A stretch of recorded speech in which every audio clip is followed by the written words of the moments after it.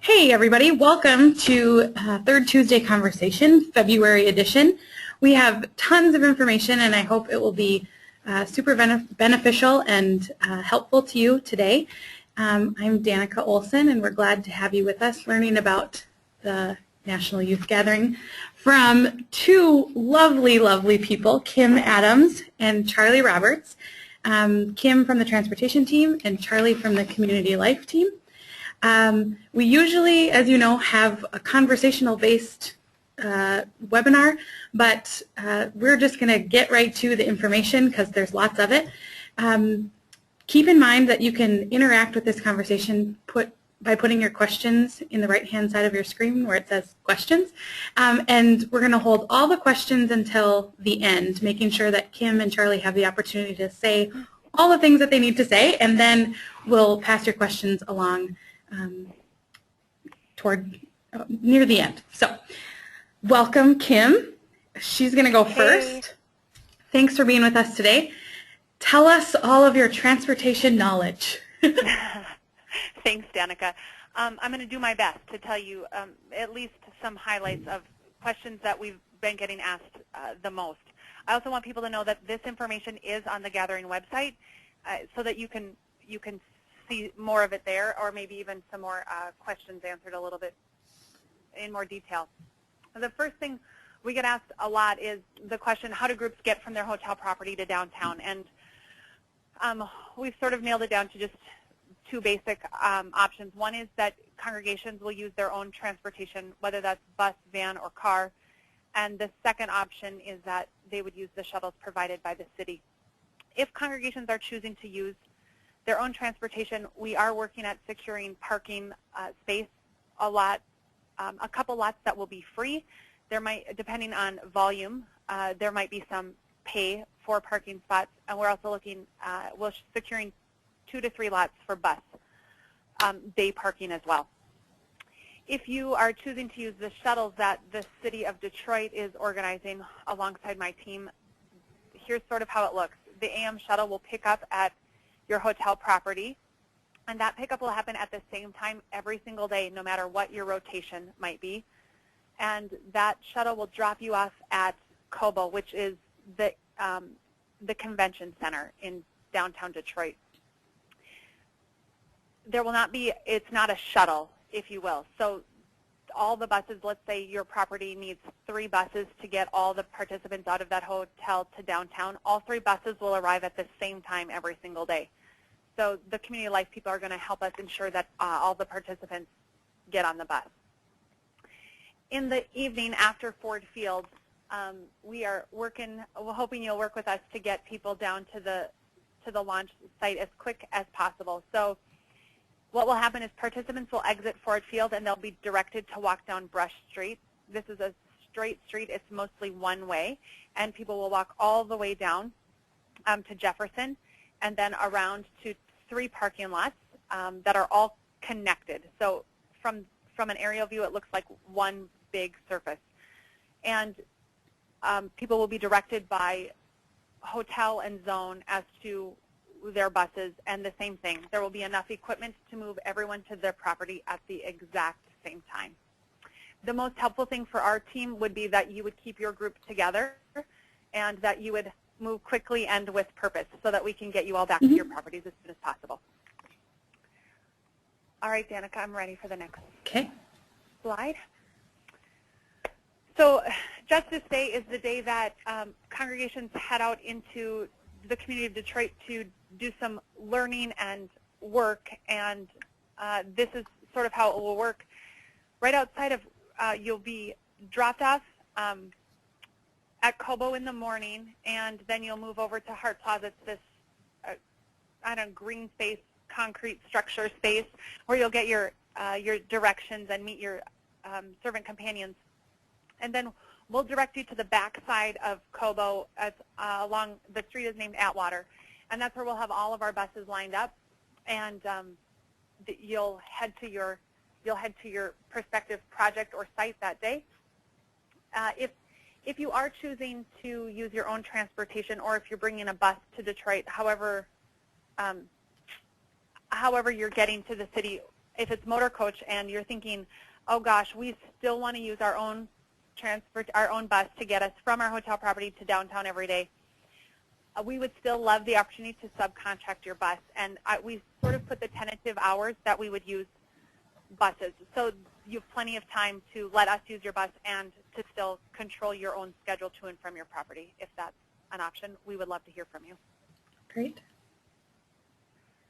So the City of Detroit is offering an airport shuttle system for participants, which has never happened in all of the gathering history. It's a pretty great act of hospitality. And so in order to make those arrangements, their free days of service are July 14th and 15th for arrivals and departure July 19th, but congregations at that point have to leave from downtown on the 19th. So there's more details about that if you click on the link to register. Awesome. I sort of talked a little bit about parking earlier.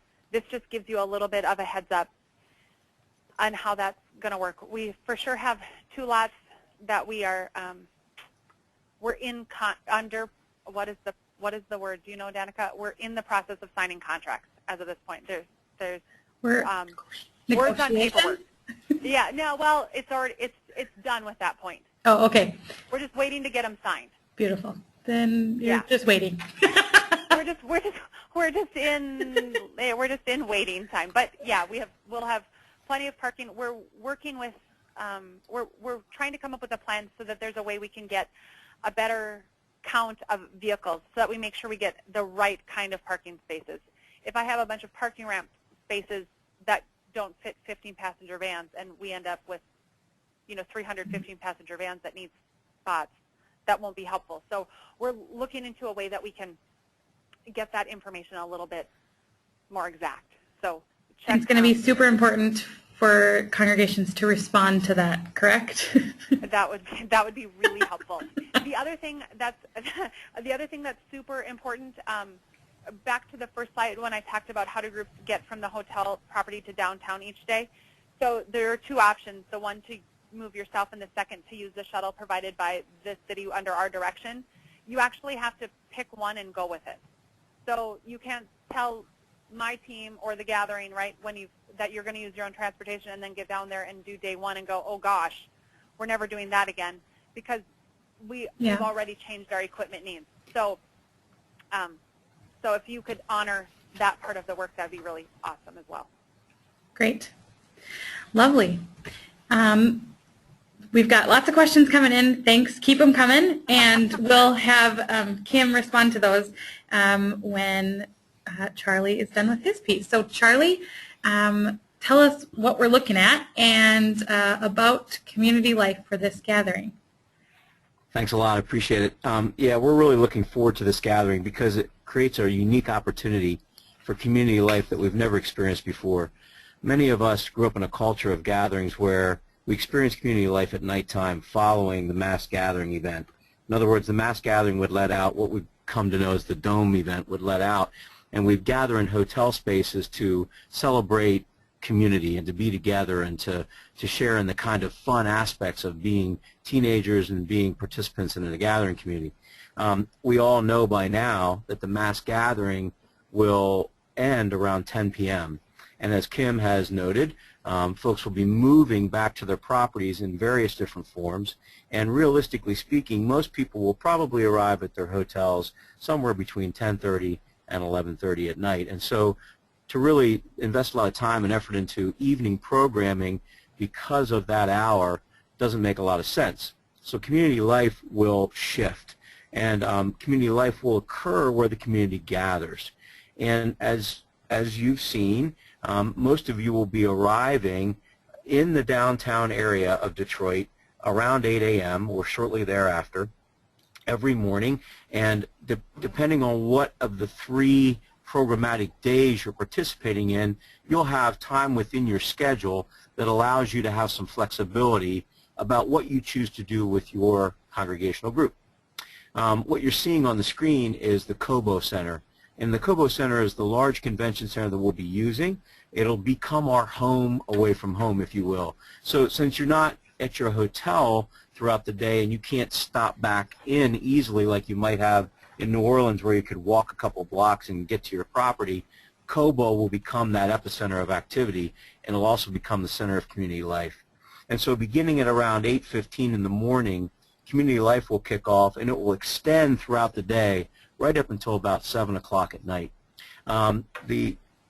The Ford Field venue will open maybe as early as 5 p.m., somewhere in that 5 o'clock to 6 o'clock hour, and you'll be able to make your way over to Ford and find concessions open to eat prior to the mass gathering event beginning. But we also know that since the mass gathering event itself doesn't really begin until closer to 7:30, there will be some congregational groups that will opt not to go to the Ford Field venue as early as 5 o'clock.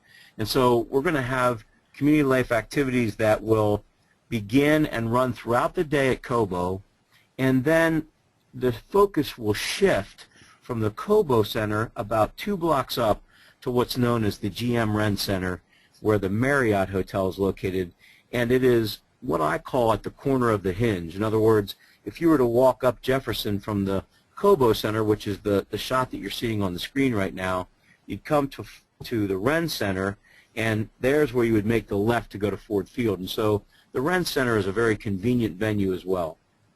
What you'll experience in those 2 venues throughout the day are a lot of different musical expressions. We'll have live stages in 7 different locations around Cobo, in the Crown Plaza, which is the hotel you see across from Cobo on the screen, at the GM Wren Center. We'll have local art. We'll have activity centers. We'll have some afternoon dance venues. We'll have concert venues. So some of the things that young people have come to experience from the gathering over the years in the evening will happen during the day. But in many cases, community life will be an opportunity for participants to gather in community and to exchange story, to reflect on their day, to hear live music, to relax. And that's another element of community life this year. We know that because you don't have the convenience of going to a hotel room in the middle of the day to relax or unwind, we needed to create space for that. And so we have some venues within Cobo that are strictly for that kind of decompression. For some people that will mean sleep. For some people that will mean just getting into an air-conditioned space and maybe relaxing and watching a movie. For some people that will mean having a place to go and converse with peers from around the country. And while the interaction experience, the learning venue, or what we're calling Proclaim Community, has some elements of that, we knew we needed to go a little bit farther and expand that, and so we're working very closely with Proclaim Community to allow for venues in the community life aspect of the Cobo space to meet some of those needs. We're really excited that in the morning we're creating a variety show we call the Morning Show. The Morning Show will be a live broadcast. It'll be produced and will be happening live at Cobo. So when you're dropped off there in the morning, you'll be able to go to that venue and interact with people in that space. There'll be food carts and food vendors nearby that people can pick up some breakfast and go to the Morning Show venue. But we're going to be broadcasting that so that you'll be able to watch that. So let's say, for example, that you're being transported either in a van or a bus from your hotel to Cobo, and the Morning Show has begun. If you have a device that allows you to do so, you'll be able to pick up that broadcast and see what's happening. And so we're pretty excited about that. And then during the afternoon hours, and we realize that food is a really critical piece for congregational groups, there's lots of restaurants in downtown Detroit. Let me say that right off the bat. And the community life teams, as well as our information booths, which will also be located at Cobo and Ford Field, will have information on all those different places you can eat. But in addition to that, we're working with local food vendors, particularly the food trucks, to stage a space between Cobo and Hart Plaza where you'll be able to go to food truck vendors, pick up local food, and we're going to have a space, we're going to have a stage in the green area right outside of Cobo where you'll be able to chill, listen to some live music, throw a Frisbee around, interact with peers from all over the country, and just have a lunch on the lawn, if you will.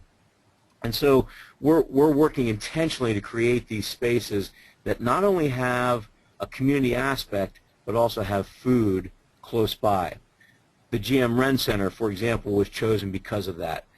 So if you start to move from Cobo towards Ford Field around 4:30 or 5 o'clock in the afternoon, and you want to stop off at the GM Ren Center to experience some of the community life that's happening there between 5 and 7, for example, you can know that on the first level of the GM Ren Center is a food court, along with other restaurants that are located within that facility. So we've always kept that in the front of our minds, that food needs to be an aspect of a lot of our programming as well. Mm-hmm. Great. All right. I just want to be clear about a couple things. We still got questions coming in, and you can keep them coming. We have Kim and Charlie here to answer specific questions about community life and transportation.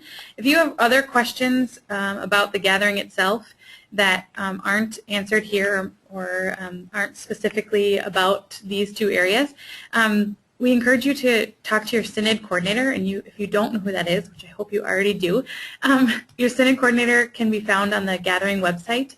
All the names and contact information are listed there. And you also could email gathering@elca.org with greater questions. So, guys, lots of questions coming in. I think we'll start at the top and just move on down. How does that sound? Great. Great. All right. Kim, how do we ensure that our group has a spot on the shuttle? Do you have to register? Absolutely not. You don't have to register, but you do have to have clicked the box in your profile when you did register. So that's where that process, where that question comes from. I think it was either on the second page of registration where it says, will you be using your own transportation or using the gathering shuttles, right there. So please, if you're using us, click, we're using gathering shuttles. Can you change your mind after what you you originally put? Yes. So people are going to find out their housing within the next little bit, I think we're told, this month. And so if that changes people's minds, or if I think May 15th is the deadline to make changes. Great. Airport shuttle for those arriving on the 13th. The city isn't organizing shuttles for that day. So you'll want to either contract, depending on the size of the group, they'll want to either contact, Scoot is their bigger shuttle service. There's a cab driver who happens to be my favorite driver in the city of Detroit, and she would welcome conversations from people. Her name is Onita Jackson, and I'm just going to give you all on this webinar her cell phone number, and she would love to help you. She told me I could do this. So she's actually going to work with our team while we're there, so that's great. Her cell phone number is 313-282-5428. So she'll help figure out transportation for your groups.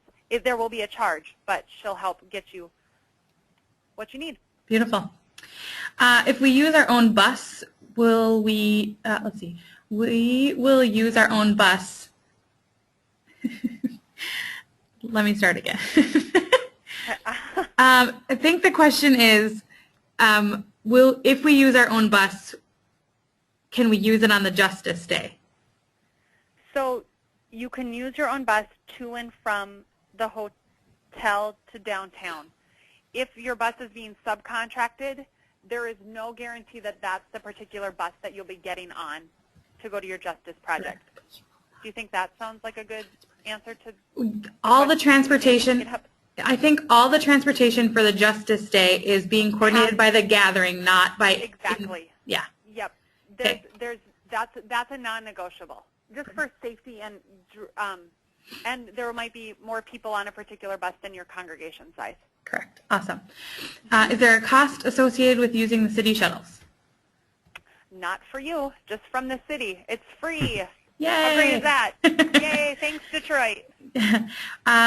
We're driving 3 15-passenger vans, so garages won't work. How do we find about the lots once they're contracted?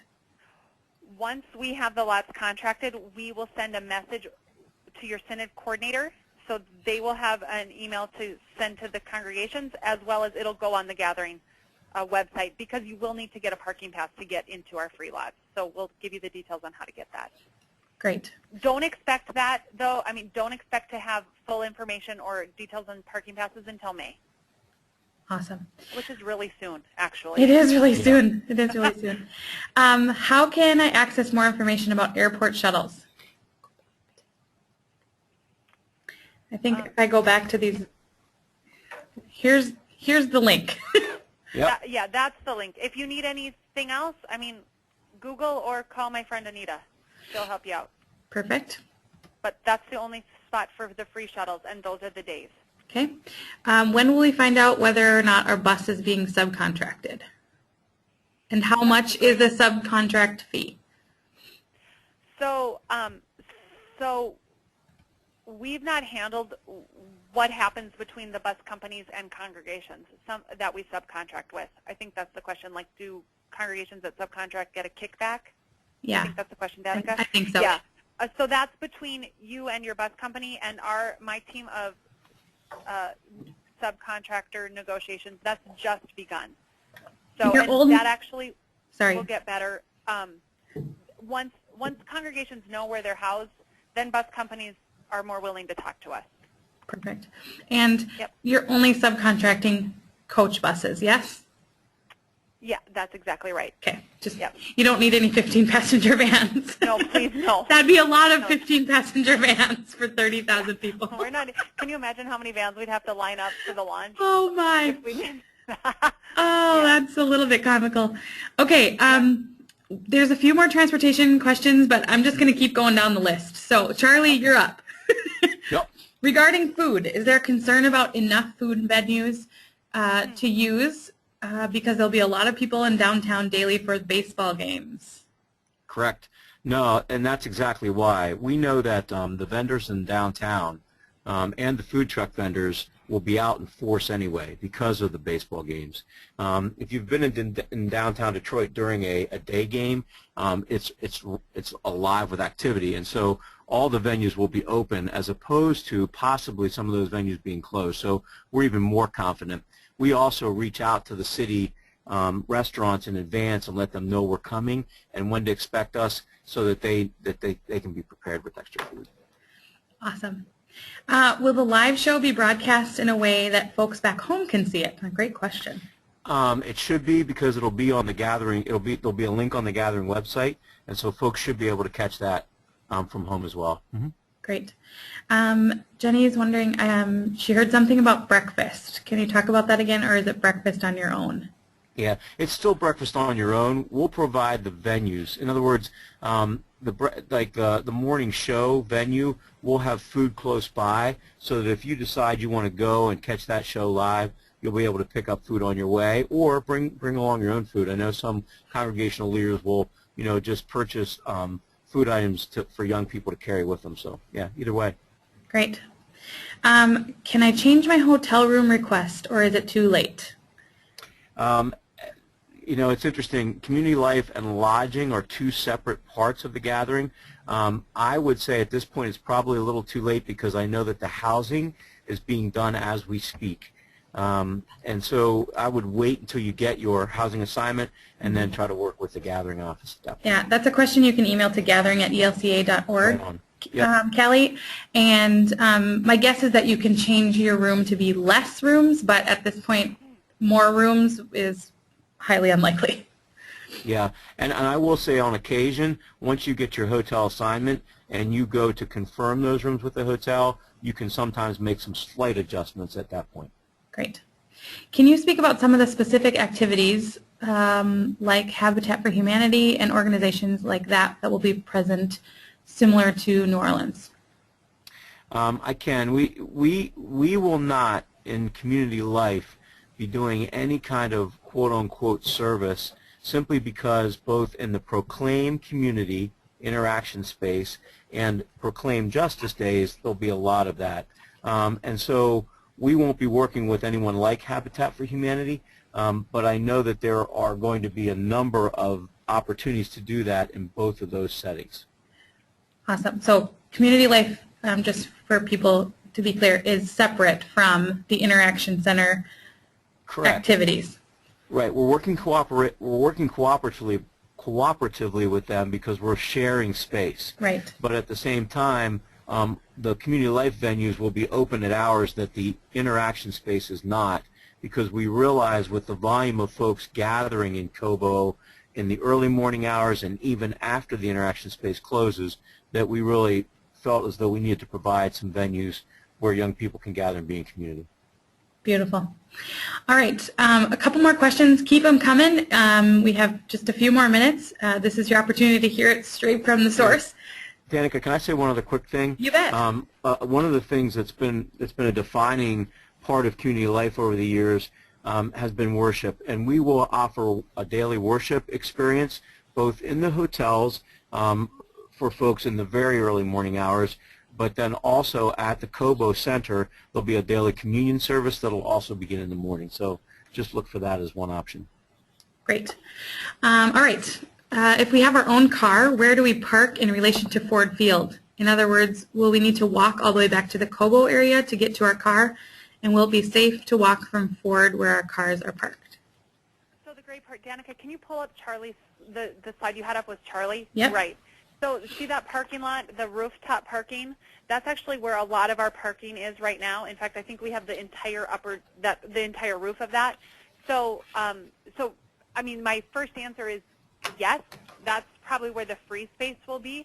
You can choose to pay to park in a parking garage, but you would walk with participants down Brush Street, and instead of taking a left towards the GM lots, you would take a right and walk down Jefferson straight up to Cobo into the parking lot. And there will be volunteers directing you, and as well as there's some gathering participants. There's a few people, mile participants, and another group of people that are being picked up in front of Cobo in the evening. So yeah, totally, it's a safe route for sure. Great. Police presence will be there as well. Yeah, and they're shutting down that whole street. Did you just say that? Brush. They're shutting down Brush. Yeah. And then there will be police presence to help people cross Jefferson. Beautiful. I think we've already answered this, but I just want to make sure we don't miss somebody. When do we need to know our transportation plan? Can we wait until we find out what our hotel is? Yes, you can wait because you'll find out soon. Charlie alluded to that. They're working on it right now. You'll get the information as soon as they have it for you. And as long as we would just like the information by May 15th. Great. But the sooner the better. Okay. Where is the interaction space located? It's right on the screen. This is Cobo Center. I don't know if you can see my mouse. Can you see my mouse on the screen? Yep, you can. Whoop, I went backwards. Yep. So this is the Cobo Center, and that's where the interaction center is, correct? That's correct. Exactly right. Yep. Okay. Is it possible to get a copy of the notes? Yes, I will tell you. These are all going to be archived with the rest of our 3TC, so you can access it at any time. Can we drive our own van some days and use a shuttle other days? I think we answered that. Nope. You have to pick. Yeah, it would be helpful if you didn't. Right, you have to pick and stay with the one you choose, right? Yeah, yeah. Okay. Will the gathering staff contact our bus company about subcontract negotiations? If you checked in their registration form, it asked if you would be willing to subcontract your buses. If you selected yes, then for sure we will. If you didn't do that, you can either go in and edit your profile or send an email to gathering@elca.org, and they'll forward it on to our subcontracting team. Okay. Will there be community life activities on Wednesday or not starting until Thursday? No, we will have community life on Wednesday because of the number of folks we know that register and come early, and they'll probably begin between 9 and 10 a.m. That's right, and we actually, shuttles from outlying properties to downtown begin on Wednesday as well, and that runs on a continual basis. Okay. 10 to Not just a one in, one out. Right, exactly. Okay, great. That firm details on that will come out in May as well, but we'll get you downtown and back to your hotels. Yep. Charlie, can you clarify about the activity moving from Cobo to the Ren Center in the evening? Yeah, most of our events at the Cobo Center will begin to ramp down between 3 o'clock and 4 o'clock in the afternoon, and at the GM Ren Center, activities will ramp up between 5 and 7, and then end by 7 p.m. so that all the movement goes towards Ford. Awesome. I accidentally just deleted the last question that came in, and I think it was from somebody whose name started with a C. I have one question left, so if you don't hear your question, you know it's you. I'm so sorry. I got really click happy. Will there be a tentative schedule available to share with youth and parents looking for more details? For Community Life? I think that must mean for the gathering, and that's not Yes. your guys' question, but yes. Yes, There yes, will it be. will be. I mean, it'll be posted. It'll probably come out on Gathering G News as well as posted to the web. Yeah. Great. I will wait one more minute for that person whose question got deleted. I'm so sorry.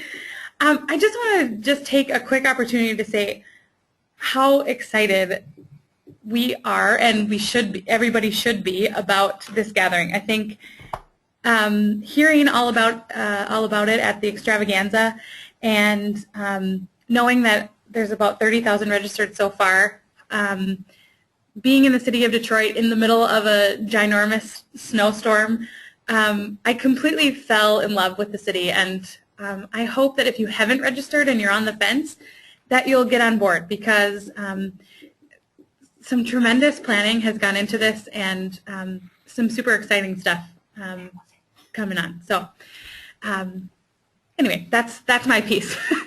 Besides the morning show, Charlie, what are the participants going to be able to do in the 4 hours of their Proclaim Story Day if it starts at 12:30? Okay. Thanks, Kathy. Sorry I deleted your question.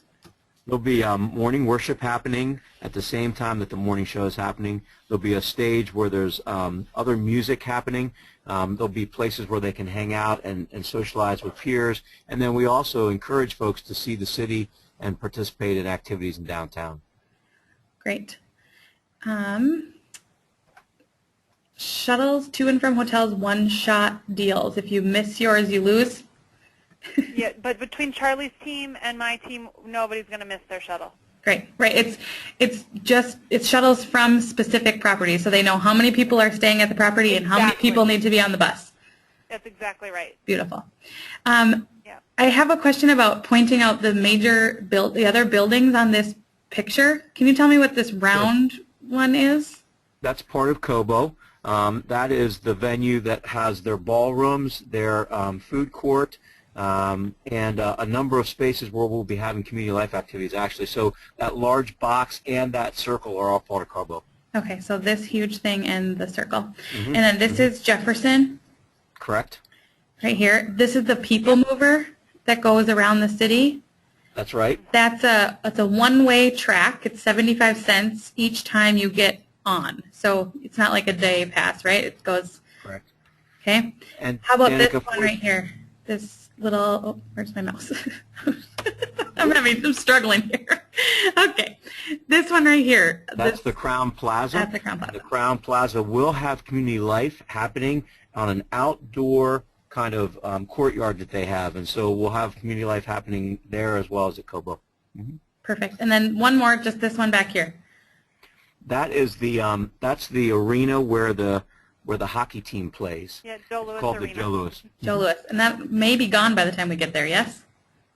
No, it'll still be standing. Oh, But they're okay. in the process of building a new arena. Yep, and actually right back there, Danica, behind all of that Mhm. is the road that all the buses are going to be launched for Justice. They're actually going to Okay. go right from Joe Louis all the way back. Okay. I'm sorry, go to the left and back. This way To the here? Circle Building. Yep, so, and then all the way down towards the Circle Building. That's the launch for Justice. Okay, along the river. Cool. Yeah. Jason Fisher says, if Detroit handles 30,000 youth as well as they did with the record snow at the extravaganza, we're in great hands. So thanks, Yeah. Jason. Yeah, well said. Well said. Awesome. Well, thank you so much for this crash course in all things community life and transportation. As I said before, this will be archived with the rest of our Tuesday conversations. from the network page, so elcaymnet.org/3TC archive. This and all of the others will be there at your disposal for you to watch any amount of times that you want. Thank you so much, Kim and Charlie, for joining us today and answering all of our questions.